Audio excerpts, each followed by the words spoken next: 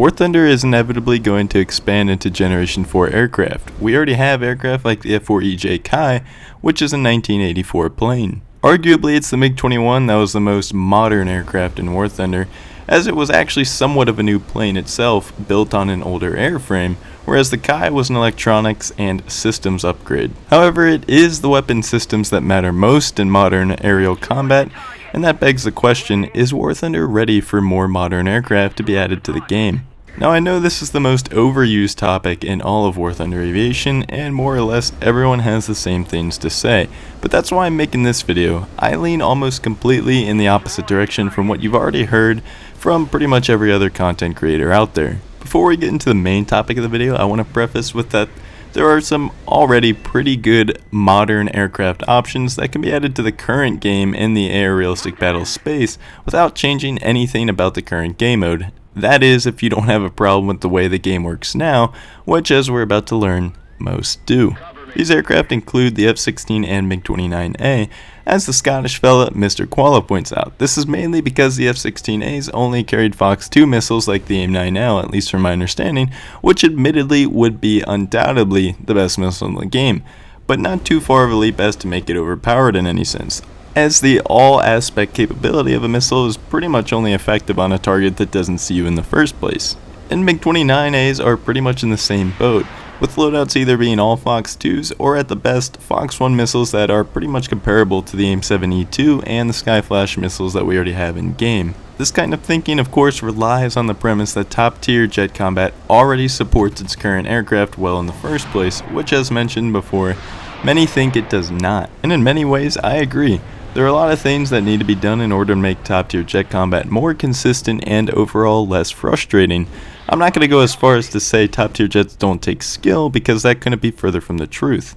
In many cases, they take even more skill, or at least just a different kind of skill that's just not found or required anywhere else in the game. What I am saying though is that if there is a place in War Thunder you're most likely to die to a lesser player, it's top tier jets. Kind of contradicting, I know, but what I mean is when you look at the real problems of top tier, you see things that enable opportunities for lesser players or teams to get an advantage over you in ways that are completely out of your control. I'm talking missiles not rendering until they're a second away from impact, and the spotting system of Mach 2 capable jets just being a maximum of 3 kilometers, whereas prop combat it stretches out to 6 to 8 kilometers. That doesn't make any sense. And of course you have BR compression and the matchmaker throwing an unfair number of lower battle rating planes, against a full team of, 11.0s or something like that.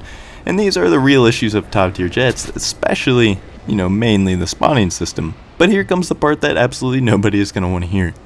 Bigger maps are not the answer for ARB and the introduction of more modern planes. Let me explain. Picture prop combat. The 10 minutes of climbing, the 5 minutes of flying around aimlessly at altitude looking for something to shoot at, and the 5 minutes of actual combat before flying around for the next 10 minutes waiting for the game to end because you're unable to find the last plane without using an order like Blind Hunter or Avenger. Now picture that while going Mach 2 and you got yourself bigger maps at top tier. Now hold on, before you write your heated comment below, yes, that was a gross exaggeration of bigger maps.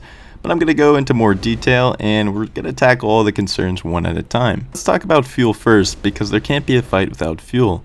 For the map sizes the community is asking for, external drop tanks are going to be a must. It seems the community wants maps the size of the English Channel map we already currently have in game, or in some cases even bigger.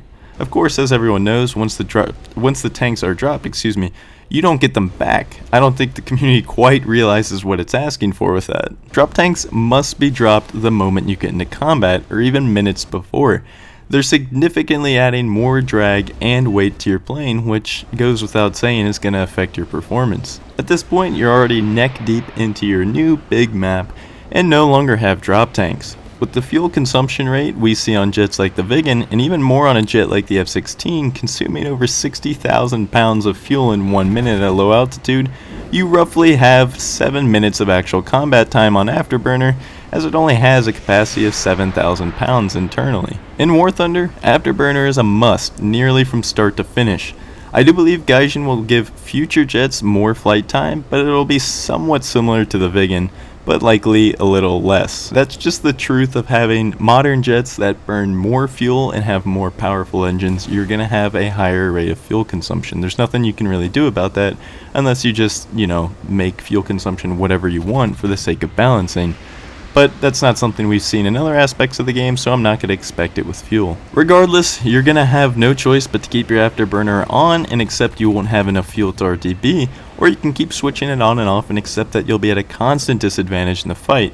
Either way, neither are fun for gameplay. And I gotta apologize real quick, it is starting to rain here as I'm recording this. Nothing I can do about that, but if you hear a little bit of pitter-pattering in the background, that's why. Anyways, moving on. Some might recommend the idea of having mid-air refueling implemented to some capacity, but this would be easy to shoot down in War Thunder's setting and isn't a reliable solution. Mainly, people want bigger maps for the sake of new and improved weapon systems that have very impressive ranges. On paper, that is. What many people still don't realize is that when you Google something like AIM 120 effective range and it tells you 100 miles or 160 kilometers, it's quite a meaningless answer. Maximum ranges for missiles are either estimated, as much of the info is classified, or when it is true, it is done in very specific circumstances. Let's take that AMRAAM again for example. Altitude, speed, and the target play the biggest role in a missile's range. 100-mile range AMRAAMs got 100 miles because the test was done on a clean aircraft that could reach top speeds of Mach 2.3 at 60,000 feet, launch the missile at another aircraft closing in at Mach 2, 60,000 feet, and it doesn't maneuver away at all. Since the target is flying directly toward you at high speed, high altitude, and doesn't maneuver away at all, the missile is gonna reach it, but it might only reach it at a speed of like Mach 0.5.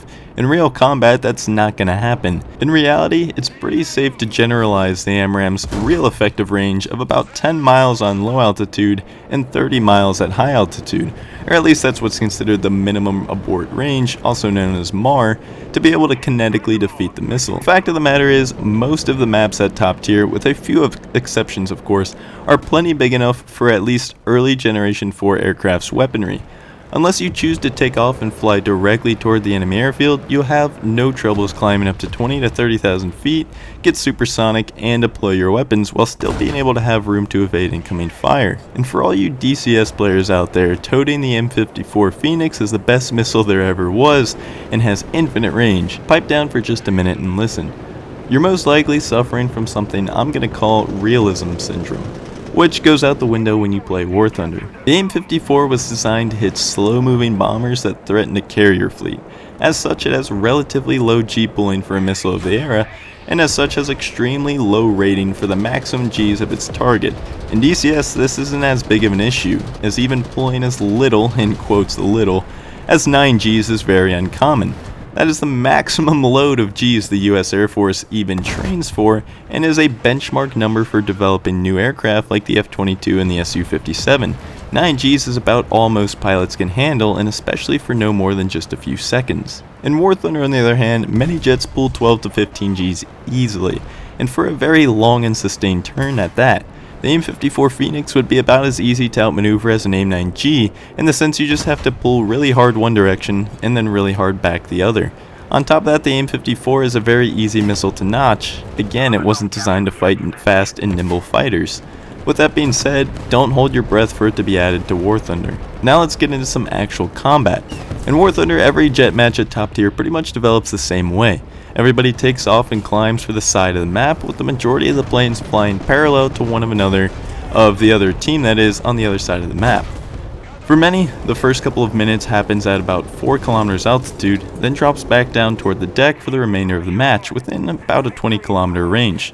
This is of course no fault of the maps. The maps are plenty big enough as it is to see the combat more spread out, and yet it isn't. So what is bigger maps going to do if the players already choose to not use all the extra space that they already have available to them? It is just the nature of War Thunder combat.